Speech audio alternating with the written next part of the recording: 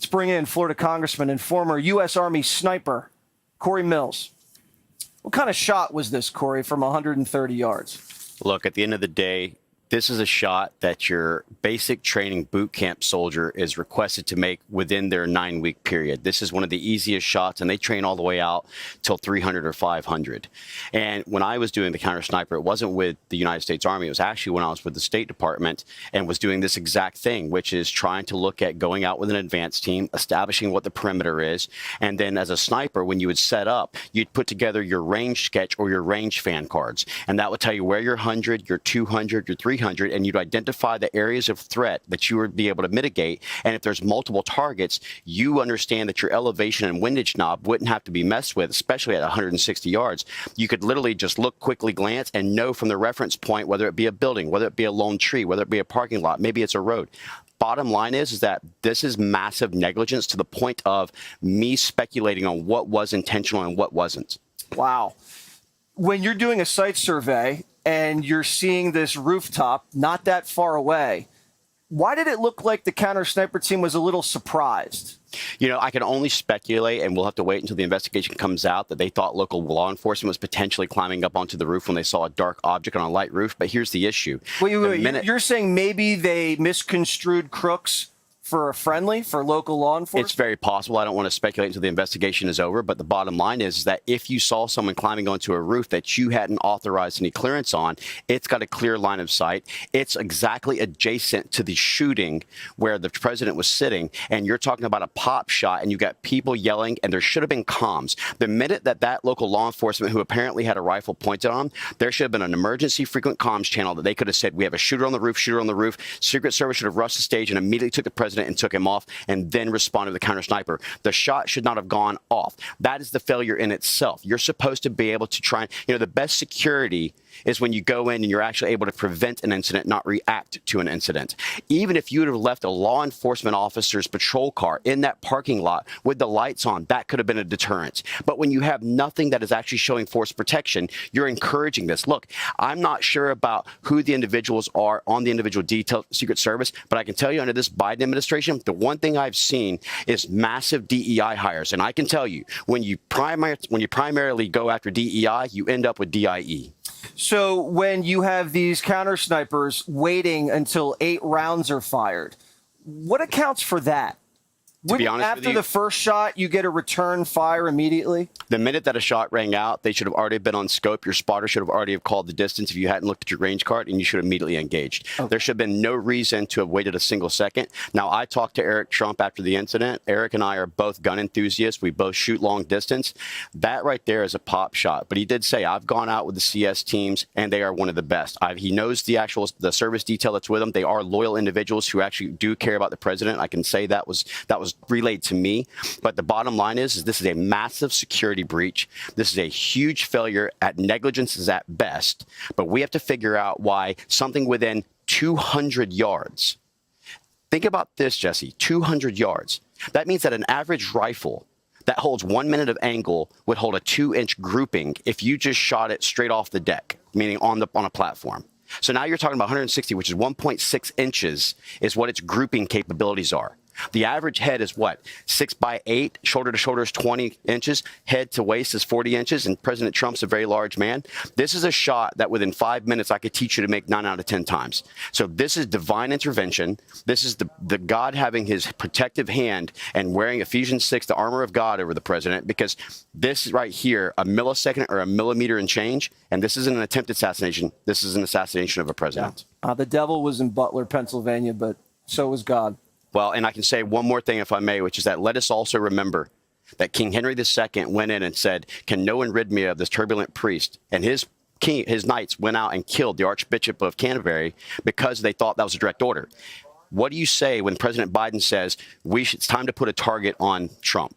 That, in my opinion, is the insightful rhetoric. That's the stuff that they would have went after for the J6 stuff. So why don't we have our own J13 investigation? Yeah, there needs to be a full investigation on this. Absolutely. And it needs to not be crooked like some of these other former investigations were. That's right. Politicians.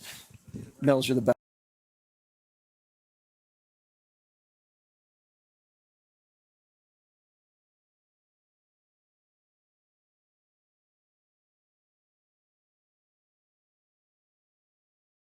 It is a sad, sad day for America. It is hard to find the words to describe the shock and the horror that people are feeling right now, after many of us were witnessing on live television the assassination attempt on former President Donald Trump at a campaign rally in Pennsylvania. This is a devastating day for America. Right now, people are pouring their hearts out on social media and posting "Pray for Trump."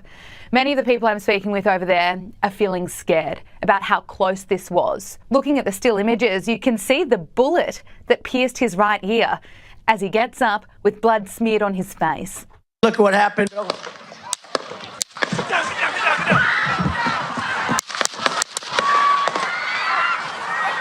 This horrific act has just deepened an already huge divide in the United States of America. But if you were following media outlets like CNN today, well, you would have thought that Donald Trump had a fall. Look at this headline. Secret Service rushed Trump off stage after he falls at rally. Falls. It was an assassination attempt. And that's not a one-off headline. This morning, I was looking at my phone and I was taking screenshots because even though it's CNN, I still couldn't believe it. The next headline I saw, Trump injured in incident at rally. Incident. That's really what they wanted to go with when the man who's been president before and is running again was just shot. Oh, and there's more. Video captures what happened at Trump rally that left him injured.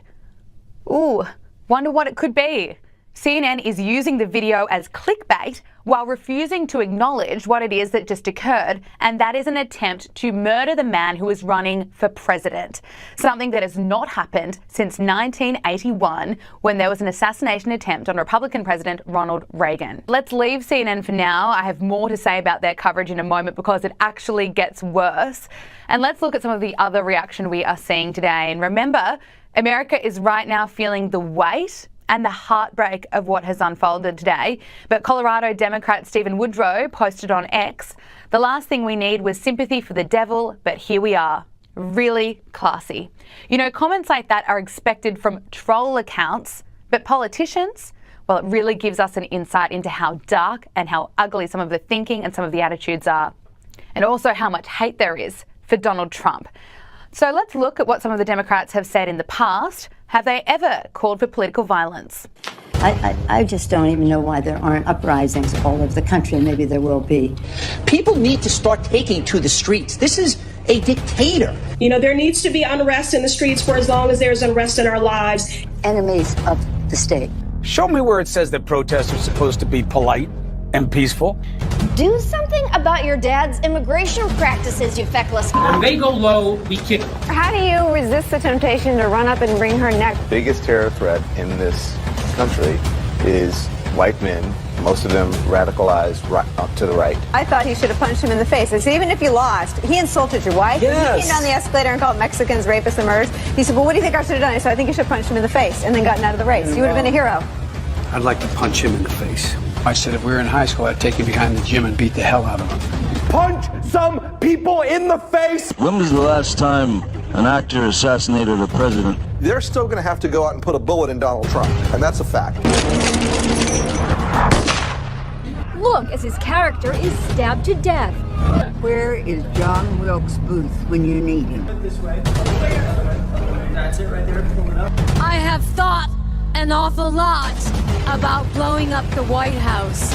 A Missouri state senator is under investigation by the Secret Service after saying she hopes President Trump is assassinated. I will go and take Trump out tonight. It is just disgusting. Now back to CNN, because according to them, despite surviving an assassination attempt, there's no legitimate threat to Donald Trump. Donald Trump and the people around him perceive themselves to be under threat. And that's all that matters. That is not legitimate. That is wrong. Oh, and here's more CNN coverage complaining about how Trump reacted seconds after someone tried to kill him. I do want to say there was one thing that when I watched the tape, I found odd because of all of the heated rhetoric. And that is that after he was hit, former President Trump got up and said, fight, fight, fight. I think what we're hearing from people is that's not the message that we want to be sending right now. We want to tamp it down. Now, we all know that those comments were going to come at some point. Let's find a way to criticise or even blame Donald Trump when we analyse how he was almost murdered on stage. But those comments came even faster than expected, just hours after he was attacked and while he was still recovering in hospital. There is no question that this is such a scary time for America right now. The people I've been speaking to say that they are scared after what they have witnessed and also what the future and look, holds. you know, here we go, Brad, in real true to form. The lefties seem to be having a complete meltdown about the fact that Donald Trump has indeed survived. I mean, listen to this woman. I just found out about this. It just happened. I haven't even had a second to process. You're telling me somebody finally had the balls to bring a pew-pew and he missed?